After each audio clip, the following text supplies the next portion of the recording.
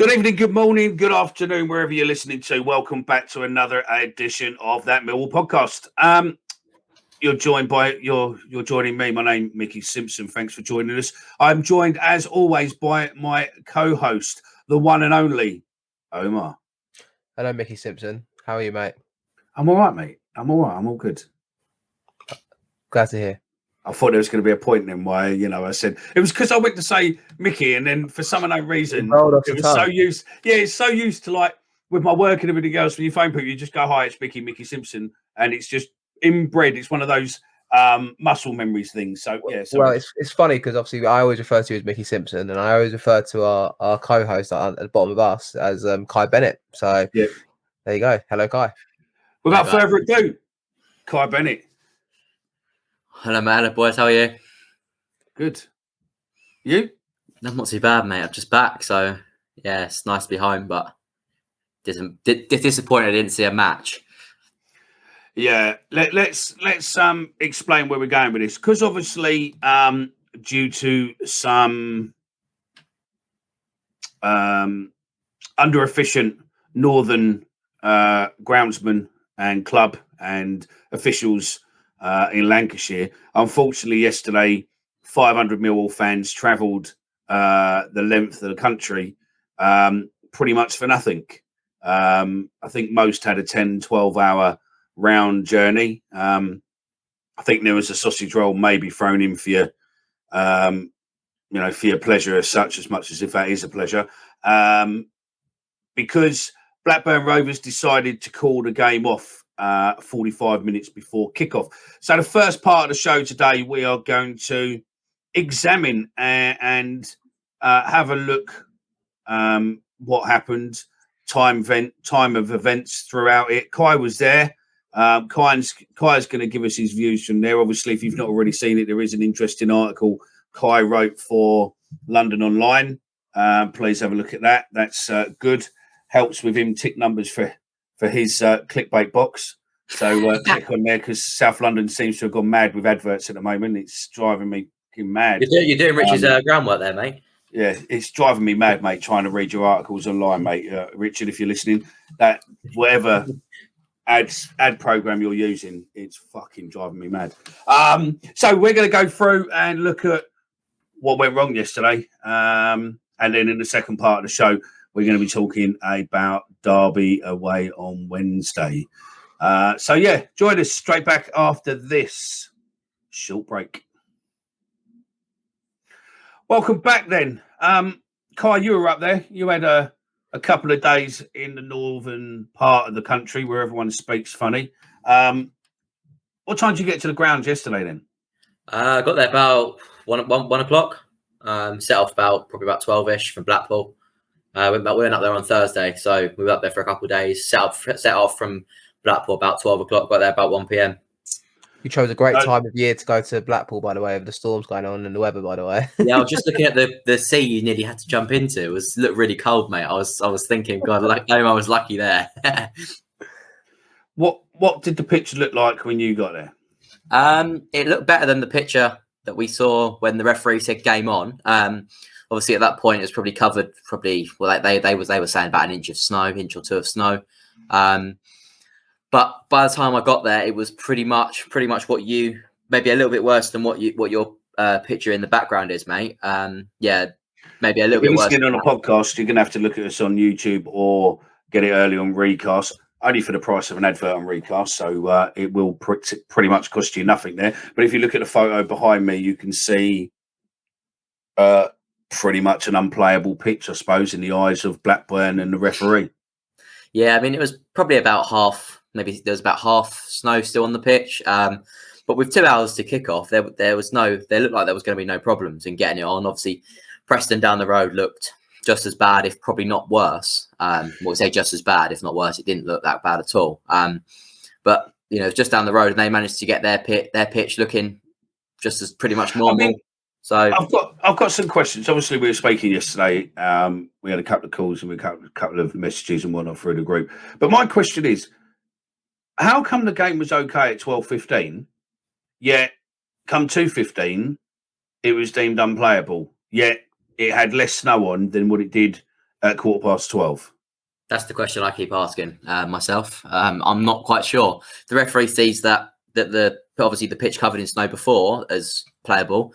Why doesn't he see the pitch like it was at 2:00, even 2:15 unplayable? They still had 45 minutes to an hour to basically get rid of the rest of the snow, as well as the players even going to come out. If the players would have come out and warmed up on it, it probably would have got rid of most of it anyway. And then also the blue skies came across Blackburn probably about quarter to 3 as we were leaving, which is probably the biggest frustrating part of the day, because obviously you saw the blue skies and you're thinking this is definitely playable. I think reading between the lines, I think because of the snow on the surface, when they've scraped it away, it's made it a waterlogged pitch. And I think that's why it got called off. I'm pretty sure I saw Tony Mowbray's interview on the club socials after the game for Rovers, and that was the muted line from him. It was a waterlogged pitch that called it off.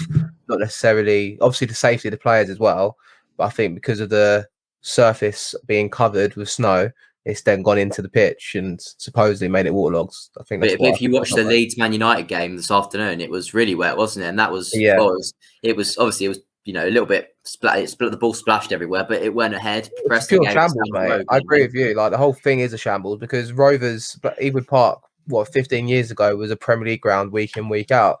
And okay, it's not like a new stadium, but for them to get a game called off because a little bit of snow's happened. What was it like around the outside of the stadium? Was there a lot of snow on the floors, or? No, they could see they put grit down, but it wasn't. It wasn't like, unsafe. It was a torrential snowstorm, and like if this was a TV game, for example, you can bet your bottom dollar they'd have this game on. Like, absolutely, it is for me. Like, it is a pure like shambles, and I can only just feel sorry for the fans that went up there, and obviously anyone that had to travel from far and wide. I mean, I've been there before, where I've got to Oldham. I think I checked it yesterday. It was 7 years ago now, which kind of freaked me out a little bit. But I went out to Oldham December time, and the game got called off a waterlogged pitch at 2:00, and you've gone up there, you've spent your beer money, you're having beer, you've got your train and stuff like that. We ended up just having it in Manchester in the end, so it wasn't actually all bad. And I think a couple of people went to go see a game at Man City Stadium at the time. Like, I remember that. This is the trials and tribulations of it. Don't get me wrong, but it's obviously just it's just ruined your day because you go for the football. But you still, if there's a group of you, I'm sure many people will have a few stories to tell from this day and something to laugh about in the future, hopefully. I agree with you on that part. I think there's some questions which still need to be answered. We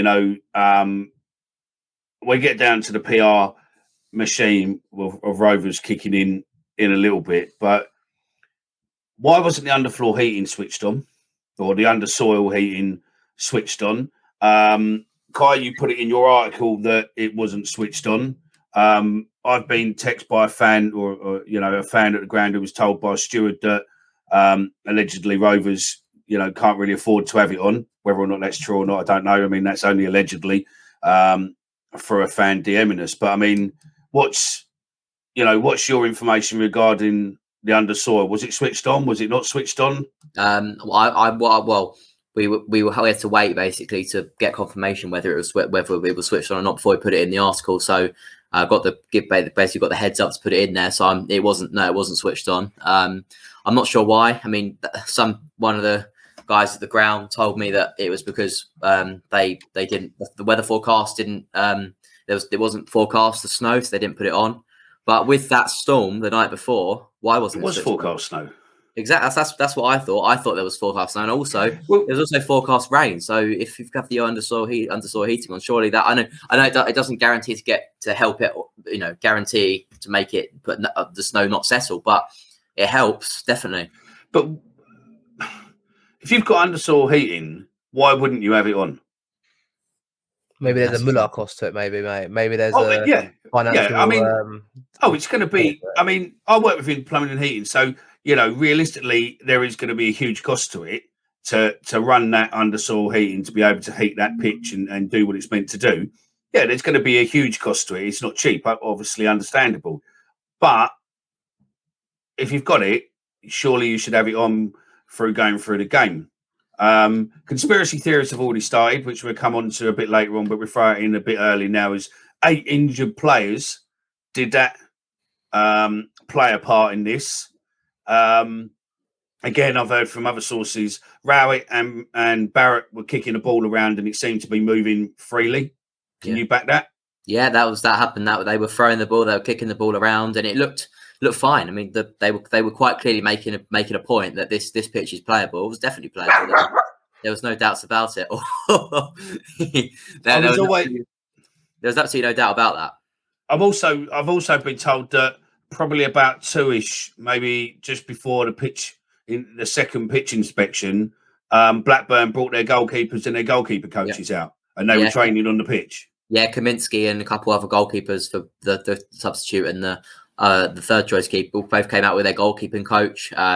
They were far left of the stadium, so basically near the home stand behind the goal. They were basically kicking the ball, hitting, and that looked like a positive sign to us. That looked like the game could be on here. The goalkeeping coaches come out, but then also not just that. Some Millwall players started to look like they almost started to come on the pitch as well. Ryan Samford looked like he was going to come out, almost looked like the Millwall goalkeeper was going to come out as well. Billy Mitchell was sort of like hanging around near the tunnel as well. So it looked like they were going to come on and either look at the pitch or just sort of, when they come out and they do, when they come on the pitch and they sort of stand, they have a look, they sort of stand together as a team and they have a chat and stuff. That's what it looked like was going to happen, which looked like a positive sign to me. I mean, the other thing I've been told as well, and I don't know how true it is. I don't know if you know, maybe not. I mean, I don't know if you watch for these sort of things, but I heard that potentially there wasn't enough shovels for people to shovel snow off the pitch. I'm not sure about that. I didn't look out for that. All I know is that quick shout out to Max McClellan. He went out and helped. Did a really good job as well. If you haven't seen that video, Dan Walker put out last night. There was like a little montage of him doing it. He Millwall. It looked like there's a couple other Millwall staff helping out. I think it might have been a couple other Millwall backroom staff helping out, and they were doing a fantastic job on the left of the pitch. The pitch basically on the home side. The pitch to Mickey's right, our left. The one that basically is the most clean. That was the Millwall. That's my right, yeah. Yeah, that you're right. This side where my hand is the Millwall side, as you can see, nice and clean. And then obviously that side is the Blackburn Rovers side. What did it? It wouldn't be a show without me fucking up with it. A couple of other questions you were there is why wasn't there talk of just delaying the match?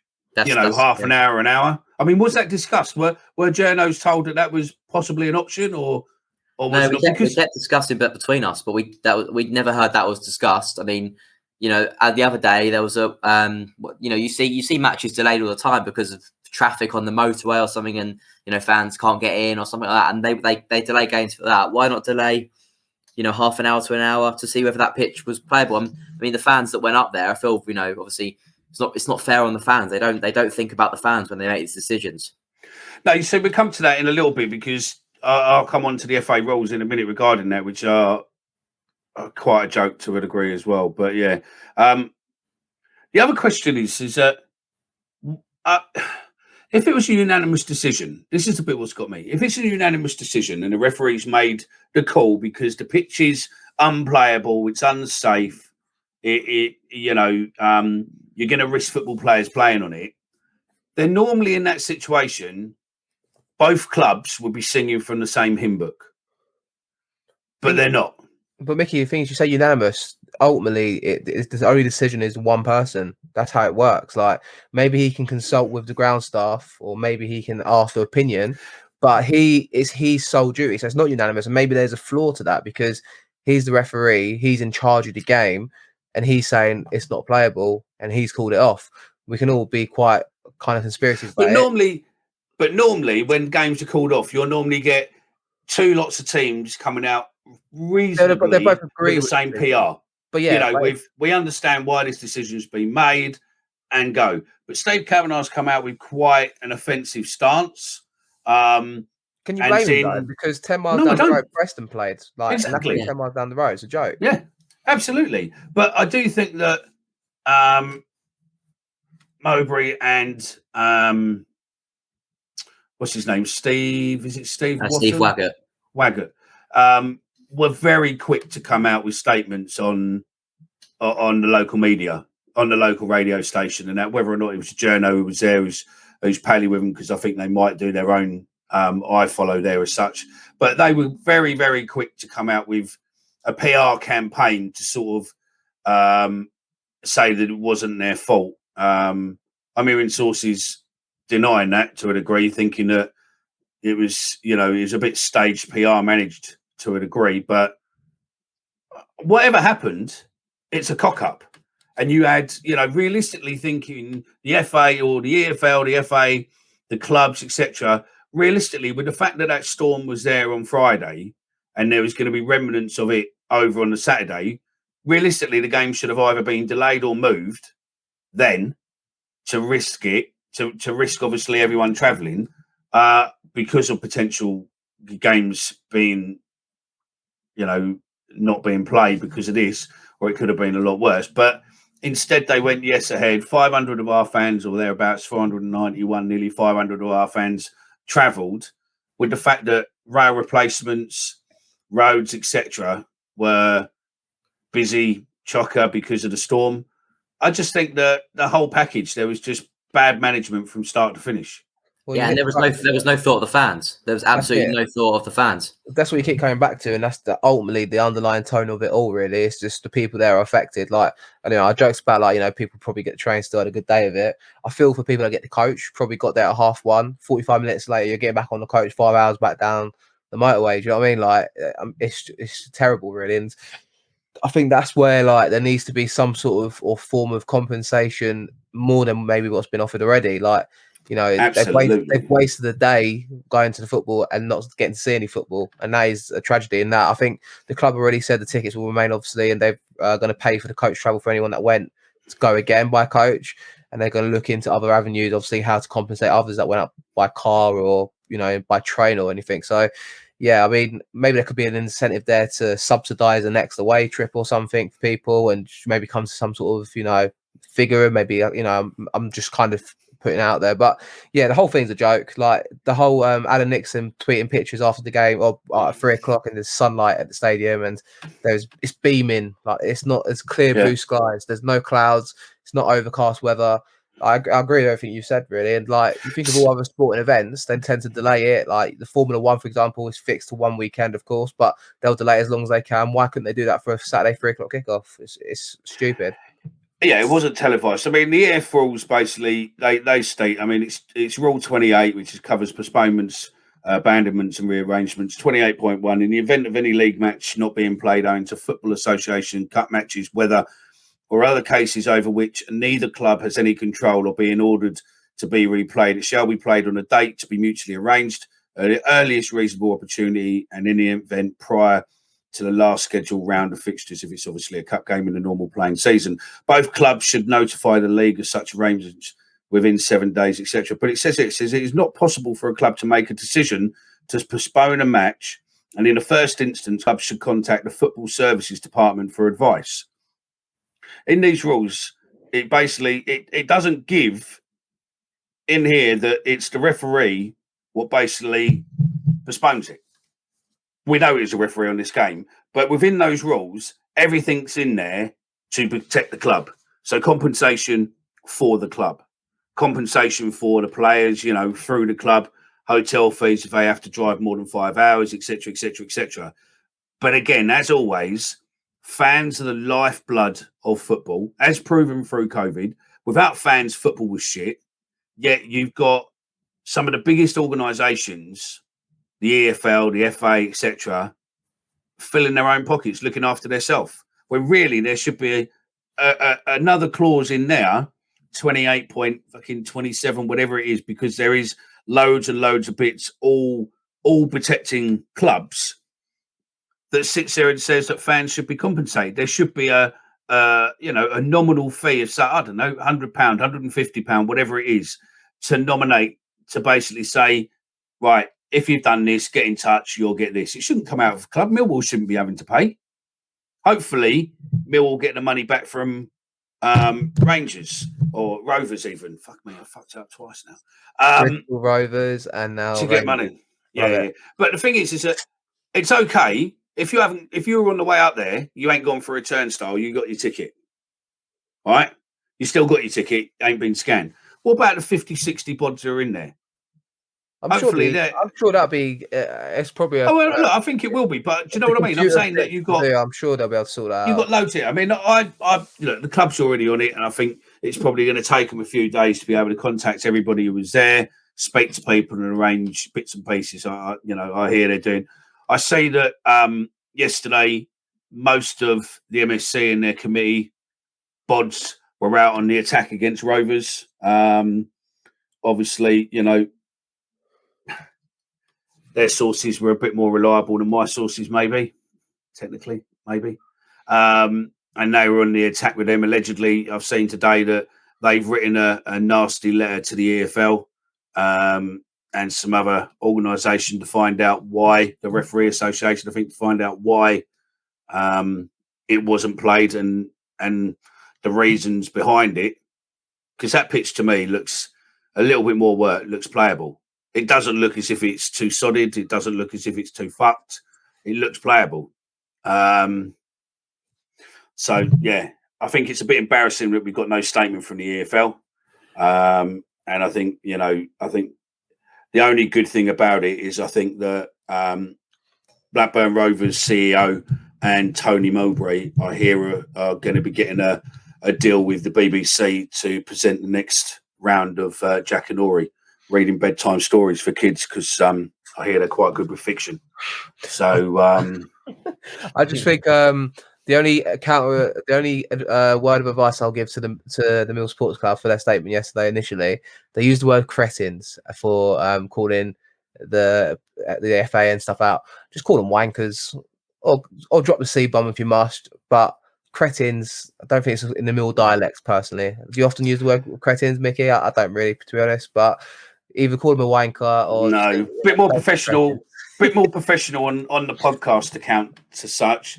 But if I was still running AMS, I would have called the EFL cunts. Probably got a 7-day ban from Twitter for it. But let's not thingy. Listen, the behaviour of Rovers, the behaviour of the EFL, the behaviour of the ref, and everything else tied in, you will all behave like a bunch of cunts. Basically, I don't give a fuck about the referee travelling where you've done. We got 500 fans. Many left their doors, early doors. Those on the coach probably realistically left, 8 o'clock, 7 o'clock from Millwall. Mm-hmm. So they could have potentially left their house, some of them 5, 6 o'clock in the morning to get to the Den for that time. And then they travelled all the way up there into the stadium, or even on the way, and get stopped and told no. Social media, I think, was okay. Millwall was updating people as much as possible. Carl was updating people as much as possible. Blackburn Rovers, why have a fucking pitch inspection at 12:15 and tell everyone it's on, and then literally 2 hours later you pull it? Lots and lots of mistakes, mate. And I think you need to hang your heads in shame and fucking do something to compensate people, because giving people a free sausage roll, again, it's fucking pointless. Oh, don't worry about all that fucking time and effort you spent in your car. Here's a sausage roll. I'd rather tell you just shove your sausage roll up your arse, you cunt. And I want my petrol and everything else paid for, because you're a fucking liberty. And yeah, the MSC, if you're listening, which you are, you need to get a bit stronger with your language if you want to start winning Millwall fans round on social media and that. I like the statement. I like the action, but I like the statement. I just think it needs to be a bit more Millwall and less Coach One. Otherwise, maybe you need AMS to come back and show you how it's fucking done. Are you going to start something off here, mate? Don't know. I've there's people talking about that they want a fan group back with teeth. So yeah, I've got no interest in running it, but I'm definitely keen with the people I'm speaking to at the moment. I think they could do a good job with it. So it's definitely watch this space. Bit of organisation to do first, but yeah, I'd say definitely watch this space. Could be coming for you. Watch your space. No, I think you've hit the nail on the head with all of that, to be honest with you, mate. I agree with you. I think the crying shame is there's an inspection at 12:15. People will be seeing the whole kind of the tweets coming through it and the news breaking. They're like, okay, let's see what happens at 12:15. Probably halfway up the motorway at that point. Could easily turn around and get themselves back home for 3-4 o'clock. You let them travel all the way up to the ground for then calling it off 45 minutes before kickoff. Like, I think once you decide to go with it, you should be doing everything you can to get it going. And reading between the lines and me making my educated guess, seeing half the pitch being cleared by Millwall staff and people trying to get it done. The other half is Blackburn's groundsman's potentially labouring, according to reports. People giving recounts back. You got to kind of question the integrity of this. We all know Ben Burrows and Diaz was injured. We all know they had other injuries, other players. I don't think, because this is why I can't say it wholeheartedly, because Blackburn don't call the game off. The referee calls the game off. That's why I can't throw Blackburn under the bus for it completely. But if they're contributing by their ground staff dragging their feet, not getting it done, and Millwall staff have to step in, someone working in media, Millwall's been stepping in on the pitch there. There has to be there is something that's happened there that's not quite right about yesterday's game. And also, not just that, there was like zero communication from the Blackburn side of it. I mean, Carl, I think he put us on Twitter yesterday, but Carl went outside to speak to the Millwall fans outside who were waiting outside to basically, waiting to see what was going on. And he went outside to basically let them know what was happening and stuff. There was, there has to be better communication, than that. The Millwall fans are waiting out there. They've just driven, or got the train, whatever they have just done to get up there. They've got up there probably a 6-hour trip. They don't deserve to be waiting outside, not knowing what's going on. That's just not fair. No, I agree. And I think we're all very quick on here that we call Millwall out for when they do wrong. But I think yesterday their communication, as best they could, was quick. They were trying to feed us in with enough information as possible. But do you know what? Look, yeah, the referee called it off. But you know what? When the game's in play and the referee and the player goes in with an injury, if you're getting that ref ears quick enough, mate, and make enough of a noise, you can allegedly sway a decision and get a player sent off or get a player booked. So, it is what it is. But, the ref needs to explain himself, potentially needs to come out with a statement. The EFL needs to come out with a statement because your silence is fucking deafening. And the fact that, to me, here's a question, Kai, you might know this. When this game gets rescheduled, I don't think there's any rules. There might be. You might be able to answer it. Because both teams submitted their player list, didn't they?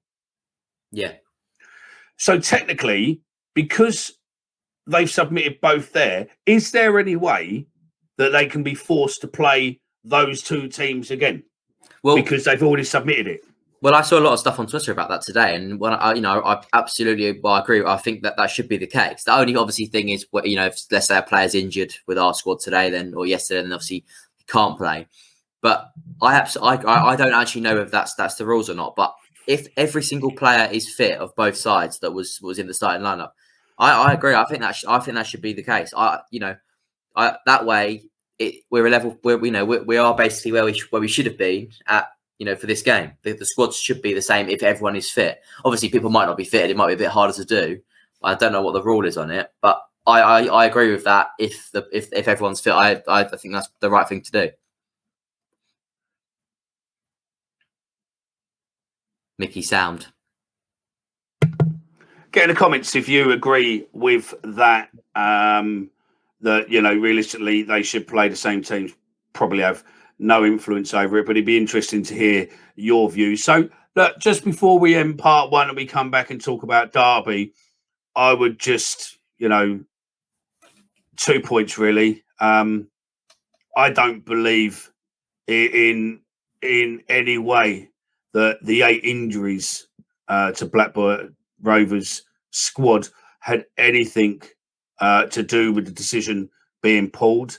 Millwall coming into this being in form, I don't believe had anything to do with that at all. And I think it was absolute unfortunate that, the weather just won the game, I think, unfortunately, if you believe that, you believe fucking anything. I feel sorry for the 14 fans who travelled from Chile to see their striker, only for the game to be cancelled. But yeah, hey He ho. was injured anyway, and they still met him. So I think they've done well out of it at the end of the day. So And they got BBC. They got BBC into, didn't they?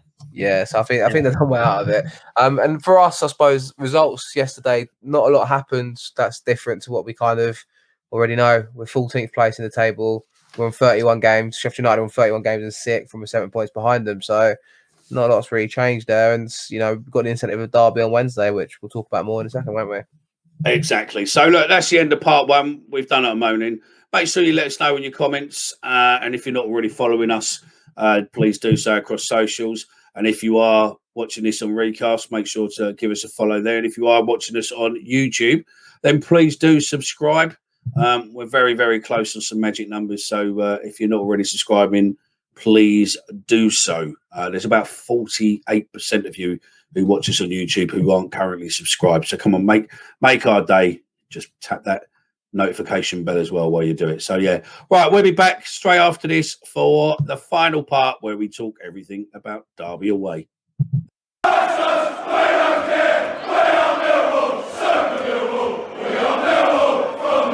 Welcome back then, part 2. This is where we go all about Derby, and we're going to start with my co-host Omar.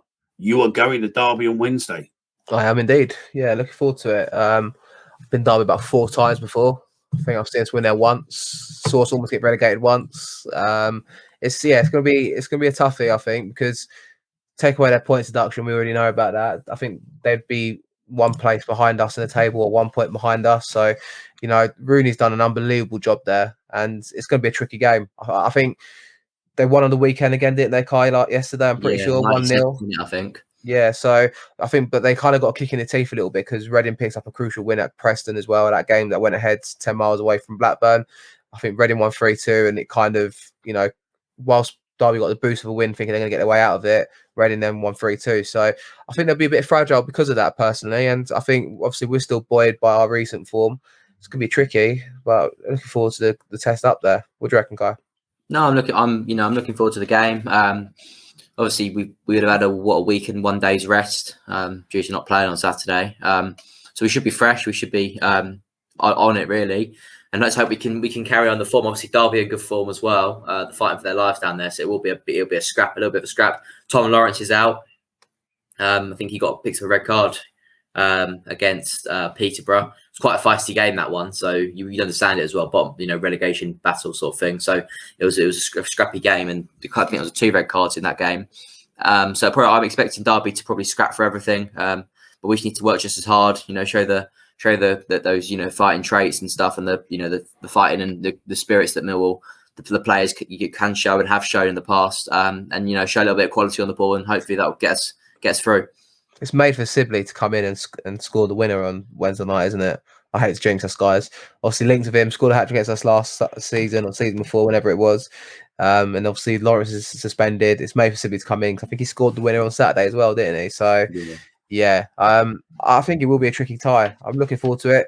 Again, another hamstring injury. Was it Rich that done the hamstrung Millwall article, Kai? Or that? Because I can't believe it. Keith DeBell's injured, 4 weeks out. I mean, Mickey, what the fuck's going on down Camel Road, mate? What is going on? I've got no idea, mate. I don't know what the fuck they're doing to their players, mate, for them all to be going out of hamstrings. Whether or not they're playing with wrong studs or the ground's a bit fucking hard for them or what, but it's not good. It won't be long before fucking Gary Rowett and Adam Barrett end up putting their boots on, innit?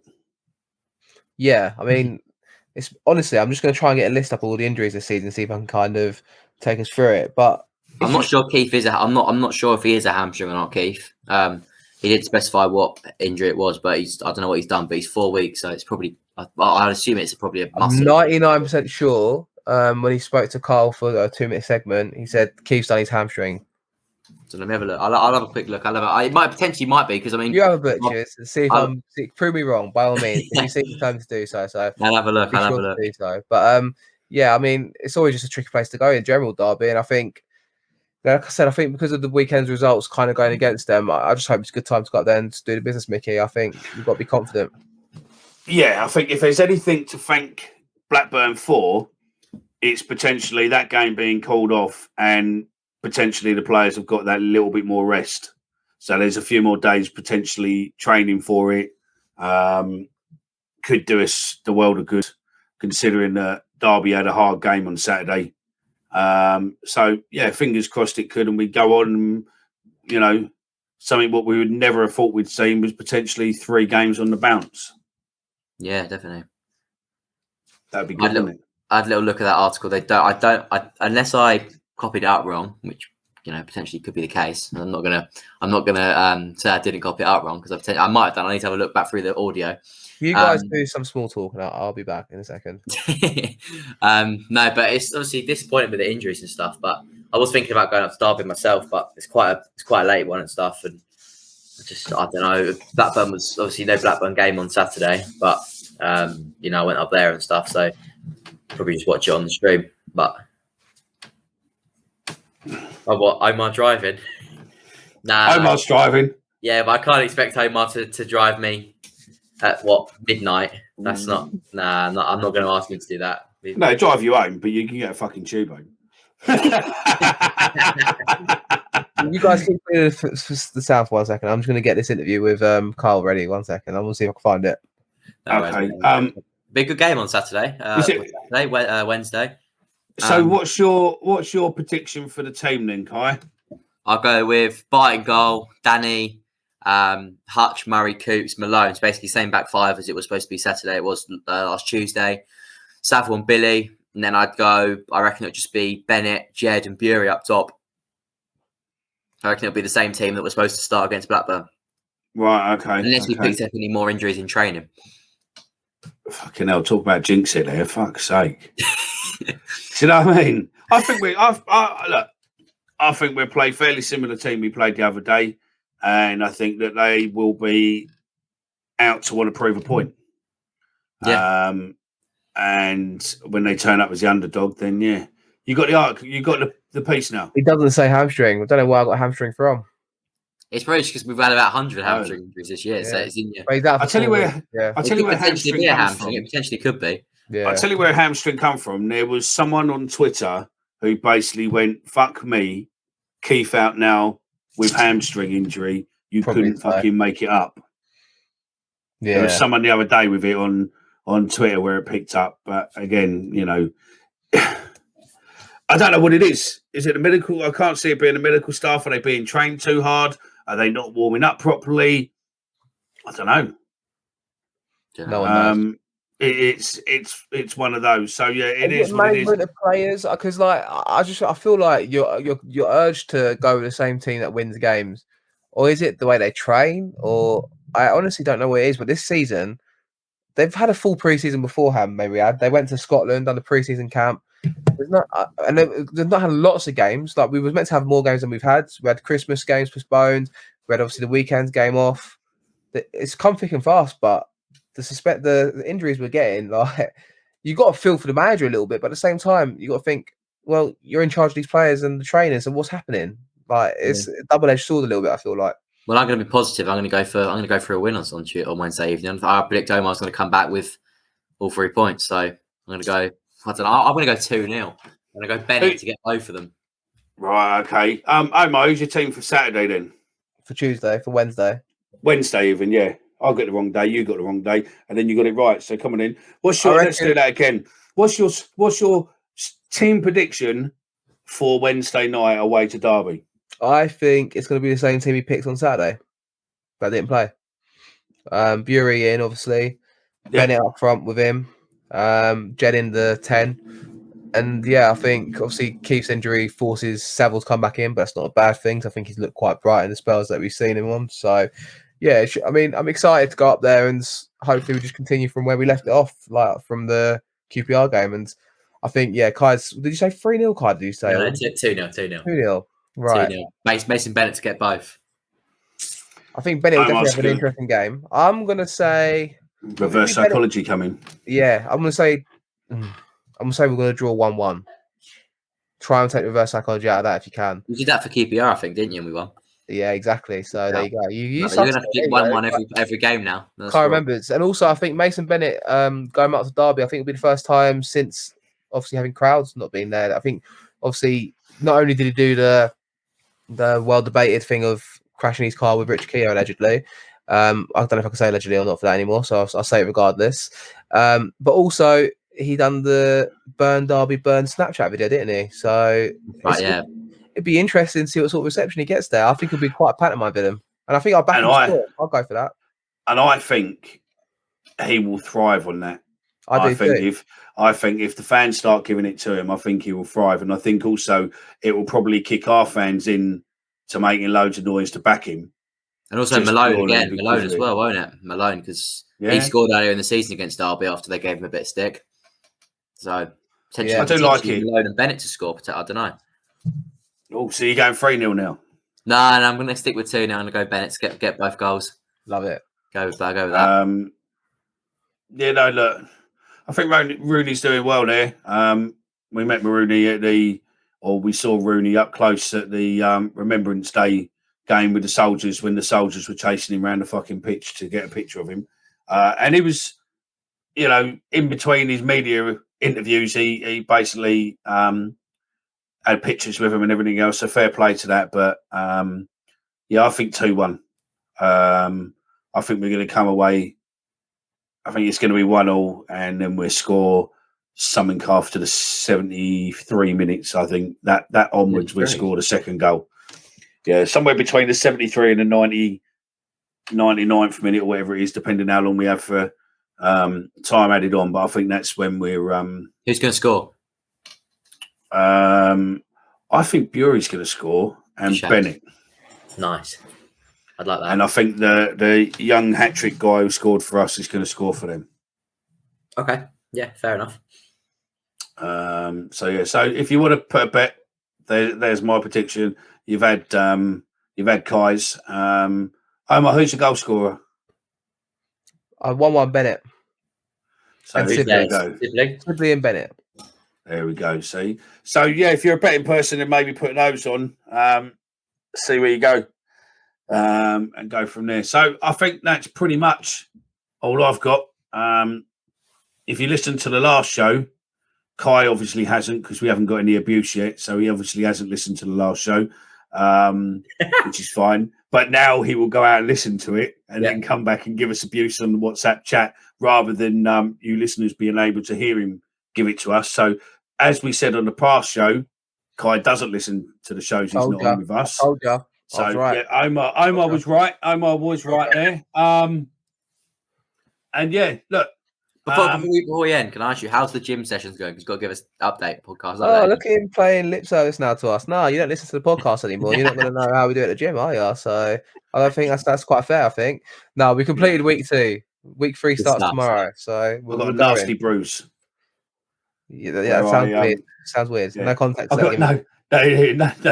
There was. I tried to climb around the machine to spot Omar last week, and for some unknown reason, I slipped, and the bar that's on the side where the weight goes fucking dug into my thigh, and but didn't stop me. Carried on, and done it. Fucking out like a bitch though. But yeah, still, hey ho, it is what it is. I've got a lovely purpley fucking horrible coloured bruise on the inside of my thigh.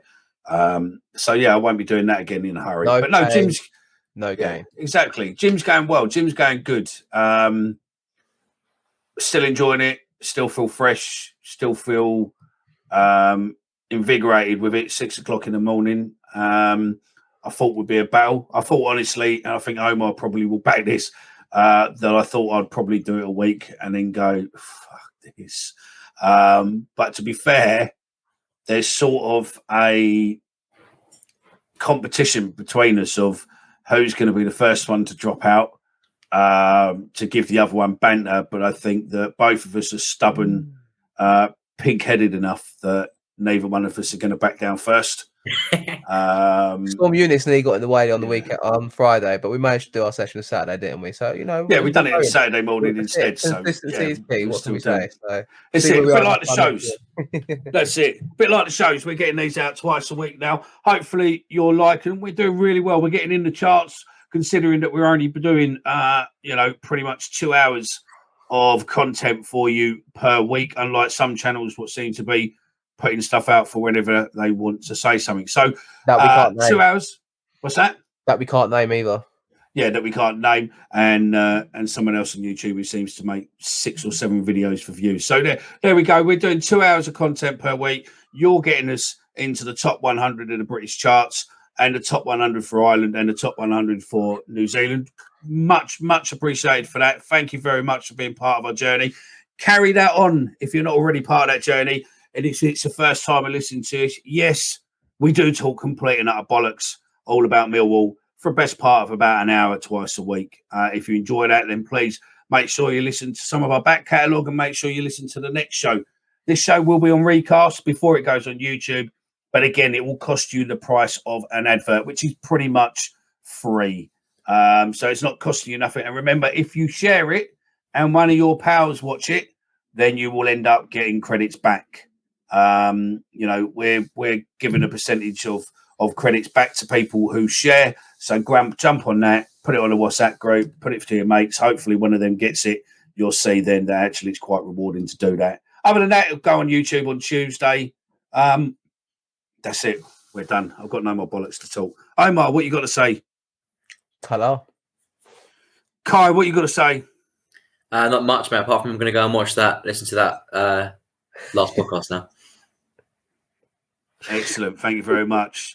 Check us out on socials at that Mill Pod. There you go. My final thoughts. Blackburn, Tony Mowbray, Blackburn CEO. Thank you very much for a master lesson in the dark art of footballs. Or, as we say in South London, cunts work.